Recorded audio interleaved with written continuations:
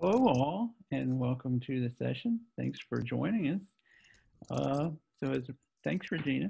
As Regina mentioned, this is the session about editorial control in library publishing. Who does what and why? So, what we're going to be talking about is who makes decisions about editorial process, and what are the downstream effects of those decisions. Uh, I made a visit to the United Kingdom last fall, and while I was there, I got to visit with some wonderful publishing people, some of whom are joining us during this session. And my conversations with these folks really shaped my thinking and observations about editorial control. And pleased to be able to share some of these with you. So just to kind of set the stage, I want to show you this little slide right here. So uh, in order to help me wrap my head around the idea of editorial control, I developed this really very basic mental model of like, maybe editorial control can be represented as a continuum. This is obviously a vast oversimplification of reality, as all models are, but it does give us something, a way of kind of quantifying the abstract, and that's all it's really meant to do. So now I would like to introduce myself and our fellow panelists. My name is Robert Browder, and I'm publishing specialist at Virginia Tech. I'm joined by Lara Speicher from University College London. We're also joined by Mccollough with Ubiquity Press, and we're also joined by Andrew Lockett with Westminster University Press, also in London. So at this time, I would like to turn it over to Lara. Lara, please go ahead and take 5 or 10 minutes to tell us about your background in publishing and your perspectives on editorial control. Okay, thank you very much, Robert, and thank you for the introduction and for inviting me to take part in this panel. It's great to be here, and I was saying to some of the others that I previously hadn't been able to make the LPC conference in person, so it's a great opportunity. So I'm the head of publishing at UCL Press at University College London, as Robert said. I have a background in publishing, having spent my entire career working in publishing, previously at some small independent publishers, also at the BBC and the British Library. I'll quickly introduce UCL Press, and then I'm going to describe the processes we use and why I'm in favour of publishers taking a controlled approach to the production processes. So UCL Press is an open access university press at University College London. We launched with our first titles 5 years ago, and we've now published over 140 scholarly monographs and a portfolio of 13 academic journals, and we publish about 50 books a year. So in my publishing background, which includes trade publishing, scholarly publishing, exhibition catalogues, my approach to editorial control is informed by this experience, where a high volume of books is often being produced, and often to very short time frames. So this model requires standardized workflows that ensure quality, consistency, and clarity. But I would argue that almost any publishing model benefits from having a common understanding between the publisher and the author of what will happen at what stage, what's possible at what stage, how quickly it will happen, and who is responsible for what. However, this process starts way before the manuscript even hits production, so even at the acquisition stage, we'll be asking the author for their word counts, the number of pictures they anticipate having in their book, checking they've cleared permissions and asking them to adhere to a style guide and formatting. And all this allows us to plan ahead and ensures that when the manuscript is delivered, it's in the best possible shape and the margin for surprises is reduced. And these responsibilities of author and publisher at different stages are also clearly outlined in the author contract. When the manuscript is delivered, we then provide the author with a schedule showing the different stages of the editorial and production processes and what the author will have to do at each stage and what they'll be able to do. We provide full publishing services at our press, so we're responsible for placing the copy editing, the typesetting and the proofreading and sharing 2 stages of proofs with the author. Our production manager oversees this process, monitoring the schedule and coordinating the freelancers and the author. And we make it clear that these proof stages are for checking rather than any opportunities to rewrite. Following this staged and consistent approach ensures that the publishing process can proceed in an efficient and streamlined way with quality assurance at all stages. And we've also built up strong relationships with freelance editors over time, leaving the author free to focus on their area of expertise, which is the content. Using this model, it's allowed us to grow from an initial launch of just 8 books 5 years ago to publishing 50 books a year. And maintaining these standardized processes has allowed us to scale up using freelancers as needed. And using this process, we can confidently predict the number of titles we can publish every year with our resources and what that will cost. And the majority of authors we encounter also seem to like this model. Authors can be very concerned with the quality of editorial services that they'll get. And they also need to anticipate when they're going to be checking proofs. So when an author has a very good experience with a publisher and sees that the production process is efficient and undertaken to high standards and with clear communication, they'll often return and publish future books with you. And this helps to build the publisher's reputation and therefore its appeal to authors. This kind of predictability and dependability of when a book will be published is also really important for sales and marketing in order for them to be able to make their plans and have the kind of lead times that you need for book reviewers. But what I would emphasize is that this is a collaborative process. I believe that authors welcome the guidance and the clarity and the enhancement that the professional publisher brings to the process. And we in turn respect the author's work and see ourselves as facilitating its transformation from a manuscript into a book.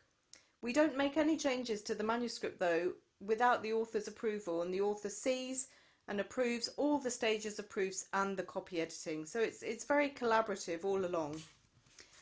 Occasionally there are times when a project will require a different approach, greater degree of flexibility, but having this thorough understanding of the principles of book project management allows the publisher to deviate from that and accommodate other approaches. Such different projects that are often more complex can take up more of the publisher's time though, and this has to be allowed for, unless the publisher is simply accepting the author's work and hosting it. So the more complex projects do need to be planned for in budgets and overall capacity. So I speak in favour of having a high degree of editorial oversight and responsibility, and I'm going to describe it as that rather than control. And when UCL Press puts its imprint on a book, we do so with the pride and confidence in the editorial and production processes that we have in place. So I hope that's given you a flavour of how we approach this, and I look forward to the discussion later on and to hearing the other panellists. Oh, thank you so much, Laura. I think you've laid out how it works at UCL quite nicely. Let's move on to Aaron Mccollough with Ubiquity. Okay. Thanks, Robert, and hi everybody. It's nice to be back in the Library Publishing Forum's fora. I have moved to a new position in the last 6 months. My current role is as head of partner success at Ubiquity Press, and I think most people in the Library Publishing Forum are familiar with Ubiquity Press because we've been a sponsor for several years. But basically, we're a sort of full service publishing vendor for open access journals, books, and now repositories. The partner success role is what in a different kind of business would probably be called a customer success role. I have editorial responsibilities, but I also have sort of evolving responsibilities now for helping to measure the level of satisfaction and level of satisfaction that customers have, partners have with Ubiquity Press, as well as the gap between our ability to help our partners achieve their publishing goals, and how to solve that gap or resolve that gap, close that gap through focused improvement and future development. My background, though, is very much in fairly traditional editorial. My most recent position before this was as the director of George Mason University Press at George Mason University, just down the road in Fairfax, Virginia. I'm currently in Alexandria, Virginia. Before that, I was there for a few years. Before that, I was the head of the scholarly publishing office at the University of Illinois Library. And before that, I was the editorial director at the University of Michigan Press. My background really is in English literature. I have a PhD from Michigan in English literature, but I moved from that into the library around 2009 at Michigan. So in any case, I have been a creator of scholarship and also a publisher of scholarship. I have a fair amount of experience on both sides of that line, and have, coordinated the editorial and production processes on the publisher side, but also have, of course, been through those processes a number of times myself as an author. I have organized my comments sort of along the lines of the slides that Robert has, and I don't want to spoil the surprise of those slides, but I have kind of tethered some of my comments to those slides. I tend to agree that a fairly well-organized and policy-driven, rule-driven approach to production processes is the best way to go under pretty much all circumstances. I, of course, understand that having, depending on the situation of the publisher, it may be very hard to exercise control, especially in library publishing situations. That can be true, where the faculty member or the patron, if you like, the client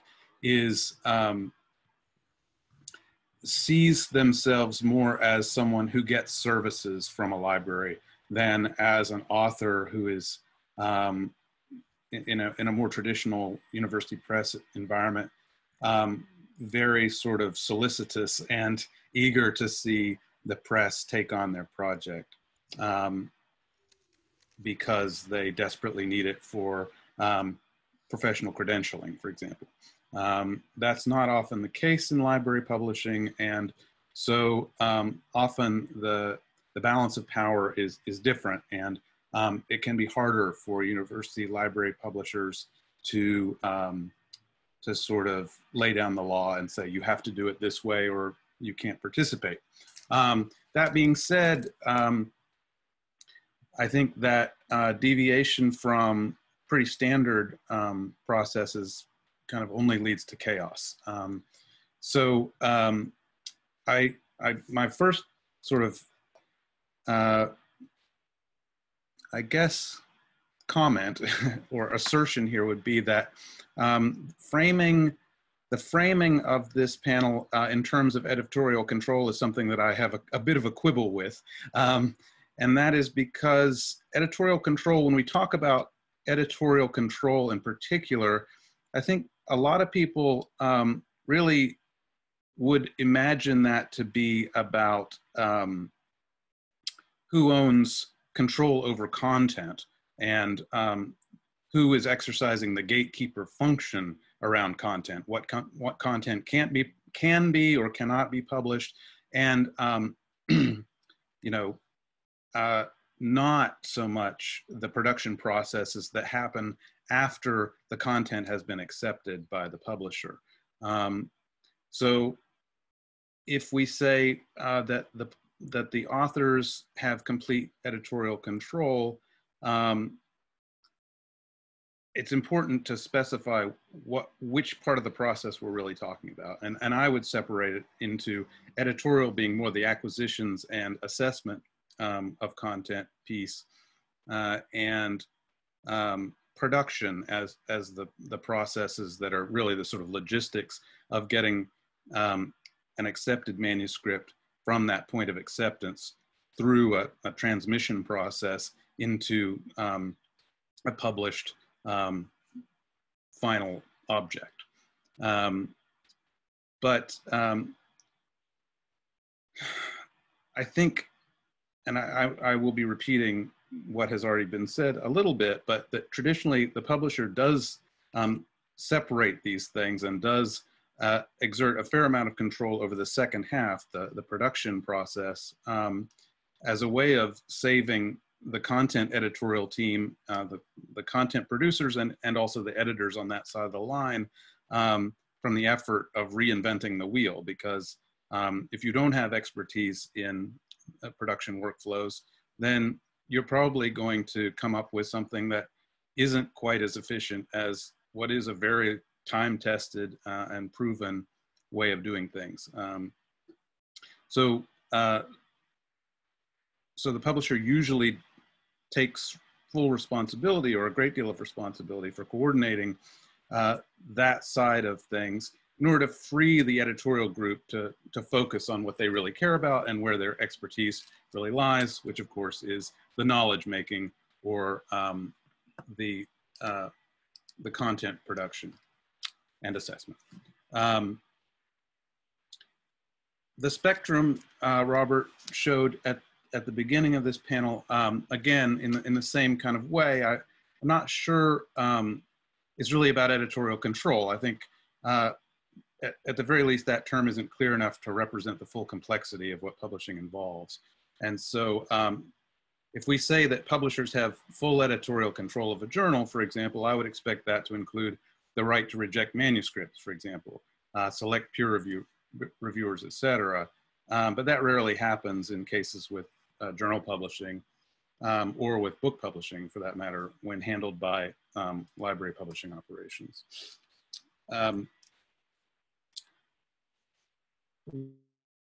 One of Robert's is about productive capacity, and who holds editorial control then determines productive capacity. And I'm thinking now that maybe I should stop spoiling these slides and skip a little bit of my comments, and we can, I suppose there may be some discussion where I can get into some of this. Indeed. But basically, we're going to come back around to all those little observations. Okay. I think that my main point would be that the more we organize and formalize the processes on the production side of things, the less human resource effort will ultimately be involved, and the less room for breakdown and frustration.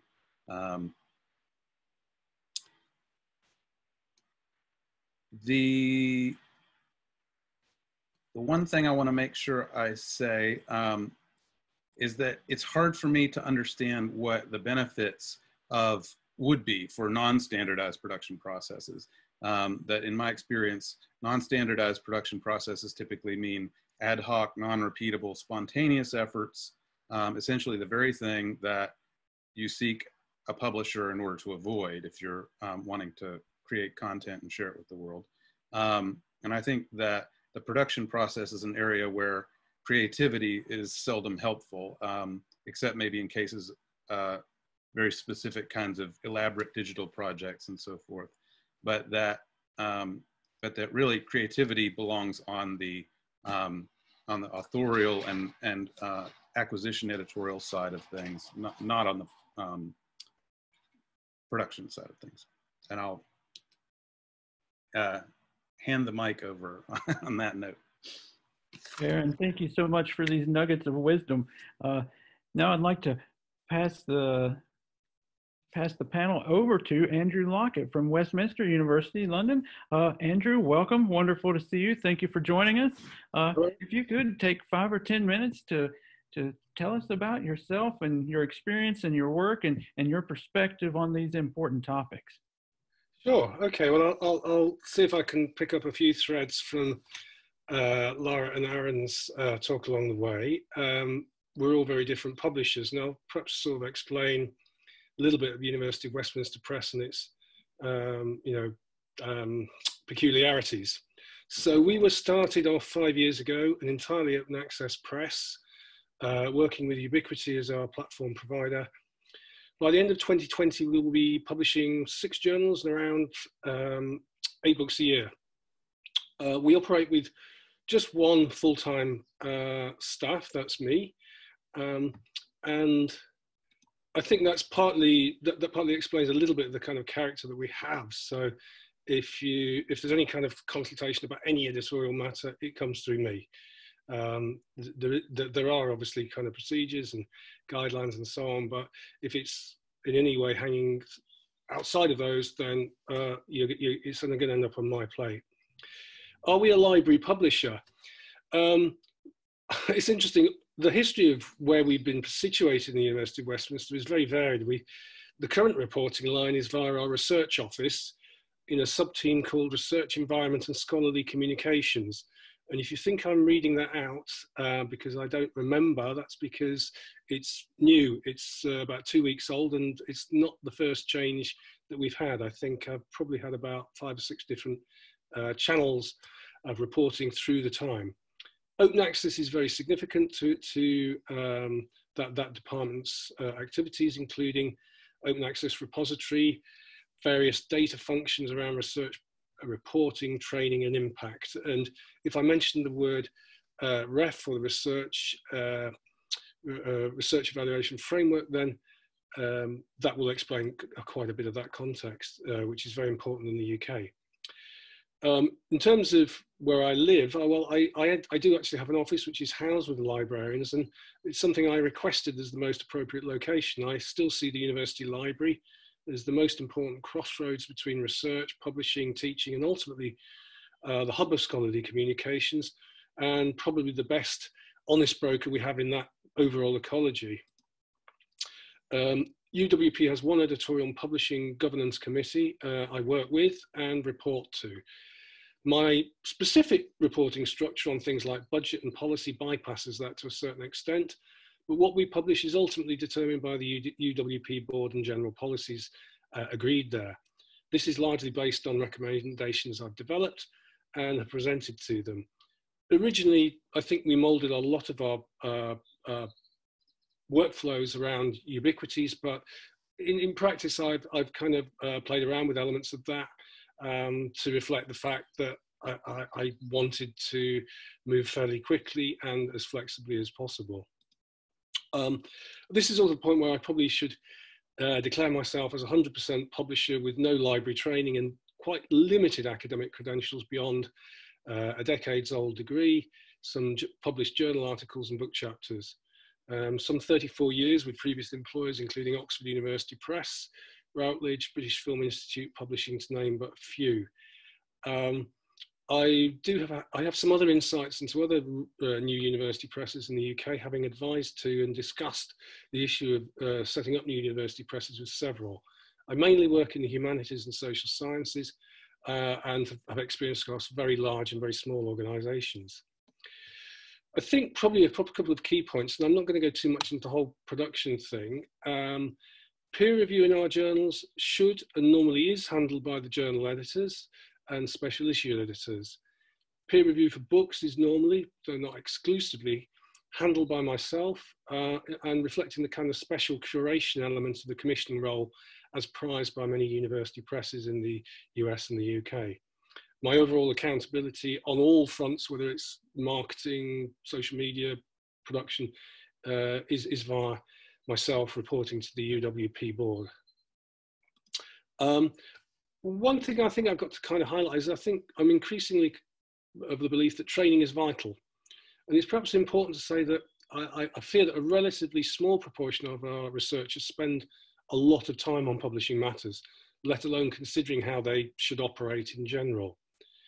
I think it's probably also important for me to say, partly something I've discovered, I knew beforehand, but it's become more apparent, is that disciplines vary. And subject disciplines vary. The customs they have for publishing journals and the way they operate are highly important for the smooth running of particular journals or book series, and the norms of the discipline will vary a lot. I think it's really true to say that STEM subjects and business studies work on very different premises to the softer humanities and even some of the softer social sciences. I think guidelines are vital, but I'm going to strike a little contrarian note here by saying that it's often the case they're not fully digested by authors.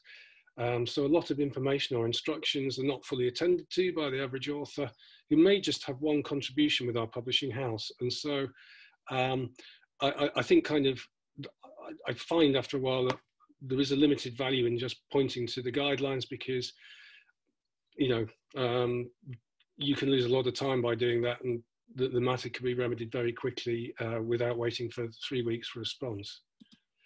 So in practice, I probably have, I have assumed in the history of EUDA probably a fraction too much editorial control, but in part I would put that down to the need to demonstrate impact swiftly, to get a publishing program that didn't exist before going quickly.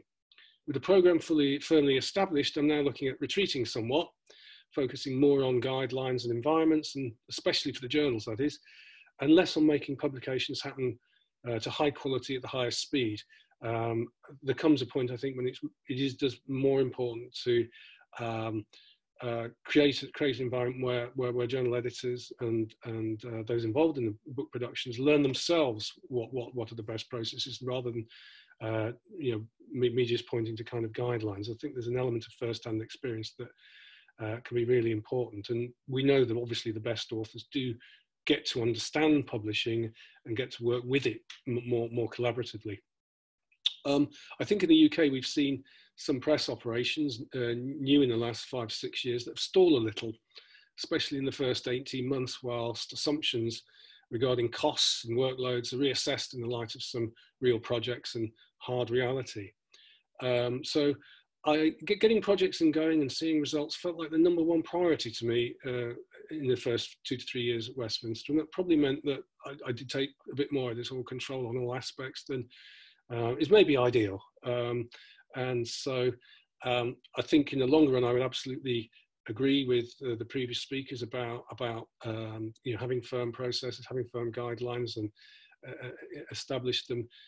But I would also say the danger of going down too far that route is you spend all the time on the processes, and meanwhile the books could be happening, and it would depend a lot on your staff and a lot on the authors as to what's going to work best. So there's a bit more, I think I'd probably say it's fair to say that we have a bit more of a guerrilla approach, or a bit more flexibility in the ground, in terms of, rather than saying, okay, we've got to do it this way, I might say, well, okay, I'll let you off this time, but we need to move on and get this moving. So it's a slightly different approach, but I think any publisher that has to scale any extent, and I think 8 books a year is actually a degree of scale, needs to look at the procedures and be consistent across them, and make sure that those things are understood by the people you're working with, and those people who might be wanting to work with you, who want to be reassured on the professionalism of the operation. And I think that's where I will halt for the moment, and look forward to the further roundtable comments. Well, thank you so much, Andrew. I appreciate you sharing those perspectives with us. Now, I'll round out this bit of the session by telling a little bit about Virginia Tech Publishing. But before I get into that, I would like to launch a poll question. So everyone will probably recall that I showed a slide with a continuum showing project owners with all the editorial control on one end, and publishers with editorial control on the other end. So I'm just going to launch a little poll question. Where do you think your process might be located on such a continuum? And there is an option for "this model stinks." So if you don't agree with the model at all, then please select that option. And I'll share the results here in a few moments when I get done talking about where I work. So at Virginia Tech Publishing, I'm a publishing specialist there, and we are housed within the library. I've been in my role about 3 years, and Virginia Tech Publishing's been rolling just a little bit longer than that. Previous to Virginia Tech Publishing, the Scholarly Communications Department has been publishing there for in a digital first open access environment for over 20 years. They go back to the late 90s with their publishing activities. And just coming into a library publishing environment where some things were already established and there's a long history of publishing is very interesting for me. So our approach to publishing is often what we say, we try to meet all authors and publishers where they are at. So we tend to give them quite a lot of, we try to meet authors and project owners where they're at. And we tend to give them quite a bit of control. We often find ourselves working with collaborative projects, collaborative publishing projects in which there may be a collaborative authoring environment. So we're often tasked with providing technology resources and support for that part of the authoring process. Sometimes we'll work with a collaborative team who are developing a project, maybe in Google Documents or something like that, and then they're going to want to roll it into a book at the end of it. So we kind of fit in there in that area where creative process meets technical process, and we're always kind of squirming around looking for efficiencies there because we're a very small, leanly staffed kind of operation. We have a staff of 4, which is not quite so lean as Andrew's operation, I don't think, but we have kind of a small staff, and we work with journals, we work with some edited volumes, which are like, and we also work with open textbooks. So those are the things that we work with, and it's a pretty exciting and dynamic environment. I often find myself wishing that we had more editorial control than we do, or had the ability to lay out more firmly, establish a regular process for every project. However, we find ourselves in an environment in which there's some variety in each project that comes along, and in each project team that comes along. So that's kind of what we do in a nutshell. So it looks like almost everyone has submitted the poll. So I think that's, if anyone else wants to chime in on the poll, go ahead and do that, and I'll share the results in just a moment.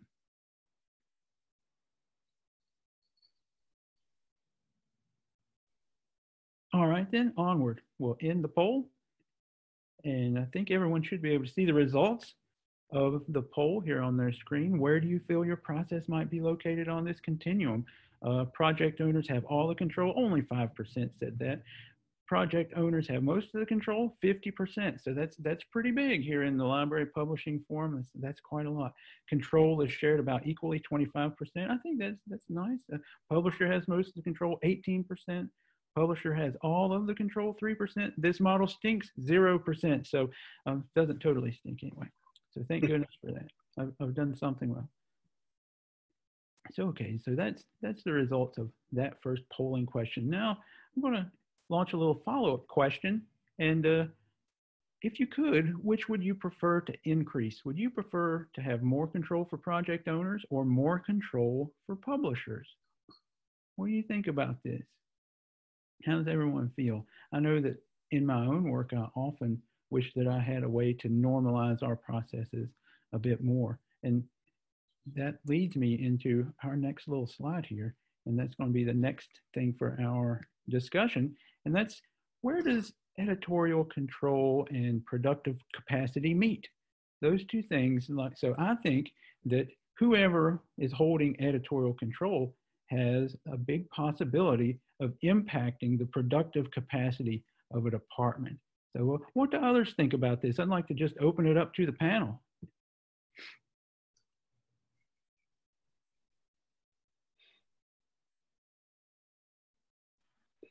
Robert, what do you mean by capacity here, or can you define your terms a little bit? Sure. So productive capacity. So that's like you have one worker or you have two workers. And if you have standardized processes, then you know what to expect all the time. And so you can actually produce more scholarship. So you're producing more scholarship in terms of like, oh, you might be able to produce 10 books if you have normalized process. Whereas if you don't have normalized processes, you might only be able to produce 5. But instead of producing 10 books, you've still provided value to your community in supporting those faculty members or those authors or project owners who created those other 5 and pursued a creative approach to producing that scholarship. So that's what I think about there. So any thoughts on that? I'd love to hear what others might think about that. I think, I think in terms of just, resources available, that, in a way, it tends to be perhaps decided by neither the specific people who are working on individual projects and working with you, or the publishing staff. I think that's almost a larger order issue. What seems to be obviously the case, though, if there is it's about creating the demand for those services or the publishing. The wish for the publishing projects to be undertaken, that probably is the most important thing, and that involves demonstrating, ability and professionalism to work with the authors and according to the most important of their needs and requirements. So I think it's kind of a bit the reporting line and how significant the operation is considered in the overall scheme of things within a library and within the university. That might not be what you were after, but in a way, I think that seems to me the really determining fact. It's neither myself nor our authors or our journal editors have a great deal of say in the resources. That's a higher level. That's a higher level decision either way. I think that touches on something really, really interesting, and that is kind of like, what is your operations value proposition for that funding that you get? That's kind of interesting too. Would anyone care to latch onto that? Well, I mean, I think this is related to both things, and that is that in a very traditional university press environment, especially one that's not especially open access, that's driven by, where the revenue is driven by sales, there are usually quotas, right? Like a number of titles that are expected to be moved through the press in any given year. And so at the University of Michigan Press, when I was there, we had to do 100 books a year. The idea was if we did any less than fewer than 100 books a year, that we wouldn't actually be able to break even. We, of course, were also subsidized by the university to a certain degree. And so then it was this sort of trade-off. If we didn't do 100 books a year, then it was hard for us to go to the provost with a straight face and say like, well, we've taken this money from you and we still haven't broken even, or, that's oversimplifying it, but it's similar to the library's situation where they receive a certain amount of money as a part of the library budget.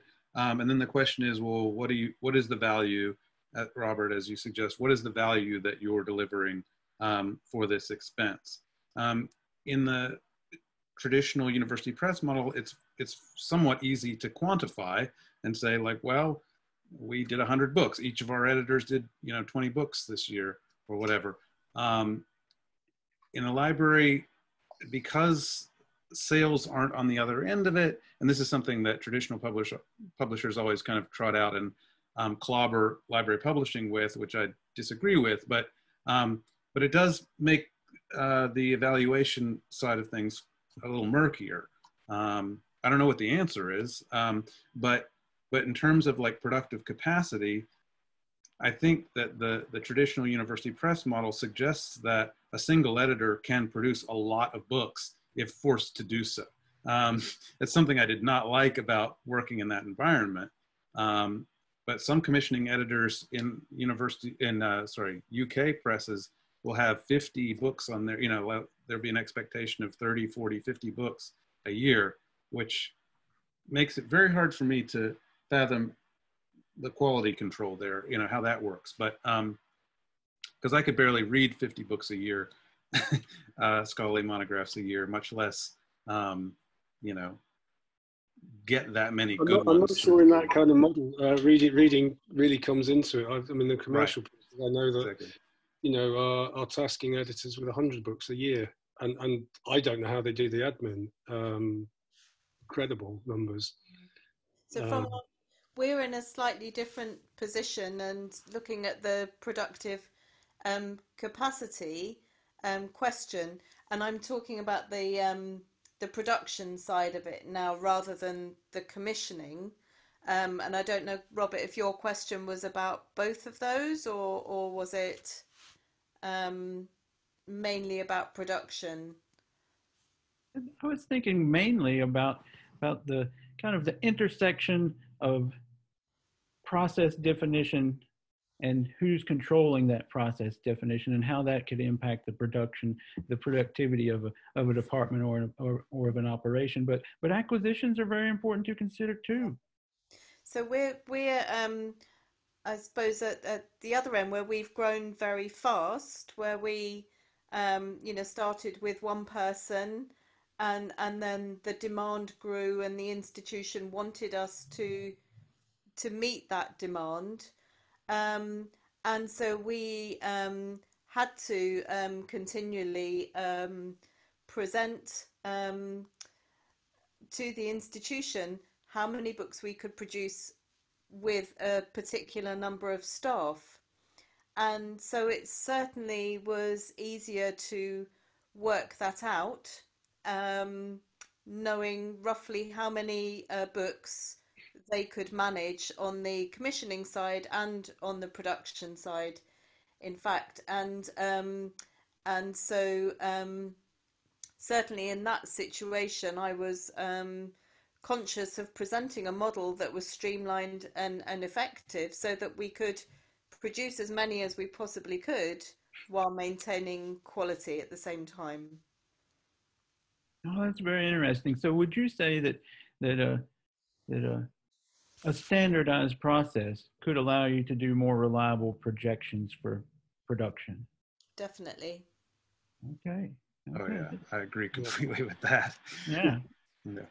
Yeah, I think that's good. So I'll just bounce back to our poll question for a moment here. So the question was, if you could, which would you prefer to increase? And 36% said more control for project owners, and 64% said more control for publishers. So that's very interesting to think about that, to think about just the different types of value propositions that may be out there in library publishing. You know, when I think about giving more control to project owners, then that says to me, oh, the value proposition that I'm presenting to my community is about enabling others in the publishing process. And that's very different from traditional university press and from traditional publishing as a whole. So it's really about enabling others to publish. So that's kind of interesting. And can I ask you a follow-up about that, Robert? Oh, sorry. Yes, please. Enabling them to do what exactly? Enabling them to, when you say, I mean, publishing, of course, is one of these words that we can define and define. Nebulous.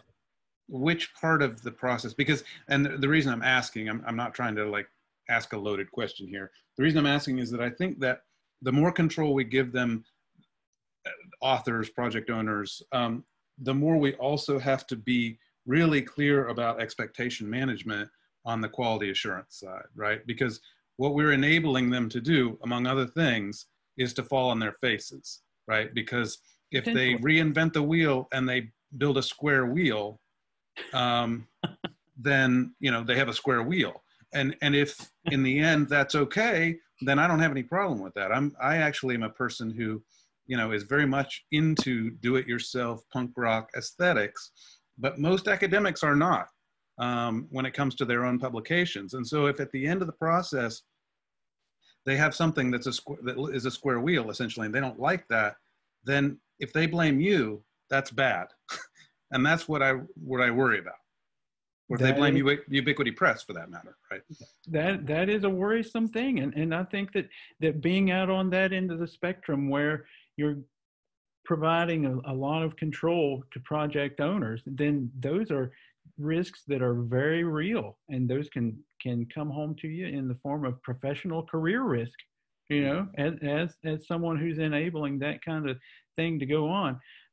That's very real, and I think that's something that you need to know. If that's where you want to venture, then I think that's something that you really need to know. So I wonder if participants can tell, where does your institution see value? Do you value creative scholarship in a flexible process, or does your institution value higher volumes of scholarship in a standardized process, or maybe not even sure?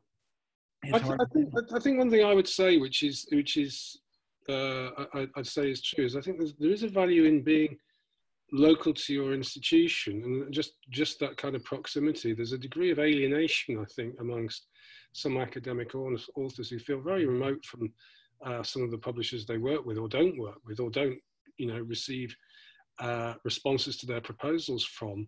So I think the ability to be on site and to have, you know, conversations. I mean, just in the very traditional way, you bump into someone, they tell you, oh, I'm working on this project. You think, well, actually, that's something we could work with. I think it does allow for both a kind of cottage approach, but also a little bit more of a you know, holistic sort of connected approach. You can link it to other activities in the university and so on, which isn't really possible in a big operation. So I think there is a degree of value in the proximity, that whether you're a small or a larger operation, that can help, and just maybe bridge the gap between, you know, what an author might expect, and a very distant process in which they're not so much involved with a publisher the other side of the world. I agree. I think that's very insightful. I think that really comes back to just being local about it. Just like you said, it's important to know your community, the community that you serve, and that really does add a lot. Yes, please. On your point about that concern that you feel if a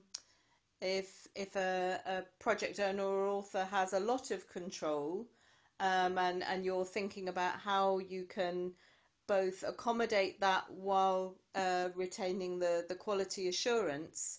When I think about that question, I think about what it means to put your publisher imprint on something. And what does that say to the outside world? What does that add? And if the project owner wants complete flexibility and creativity, what are they then seeking from you as the publisher? And what does the imprint bring to that project that they couldn't simply do on their own? Obviously, that's the other complete extreme. But there's somewhere in the middle where you're each bringing something to the table, and as long as I suppose I'm not necessarily saying that those rigid processes I described are the only way, as long as each side understands what their part in it is and what putting their name on it means for each other and the outside world. I really like that. I think probably one of the things I would flag up as really important, and you know, anywhere I've worked, is the contracts, and that sets down a certain level of expectation about kind of control, about who does what and where the parameters might be. I mean, just to use a classic example, most publishing contracts will say, you know, the author will have to clear images, that kind of thing. But also in terms of, you know, what's usually included as an appendix to a contract, which is a stipulation of the publishing project. These are the goalposts. This is the length of chapters. These are the number of images. This is the shape of the project. Now, if the goalposts change, you can always refer back to the contract. It provides you know, guidance for the whole thing. And if you decide, well, okay, let's do 100 more images, or let's add another 20,000 words, at least you're doing that from the basis of a prior agreement.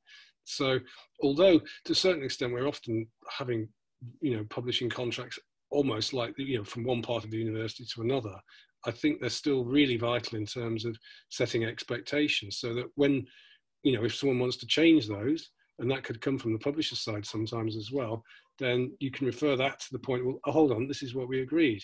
And why? What do we have a good rationale for shifting the goalposts? Yeah, I think that is of extreme importance, is setting those expectations early and remembering that they're there during the course of the project and revisiting those. I think that's incredibly helpful. So I'm afraid we're going to be bumping up against time here. Right. The hour is getting away from us, and we have a couple questions in the chat. So if we could move on to those now, then let's see what the audience is wondering about.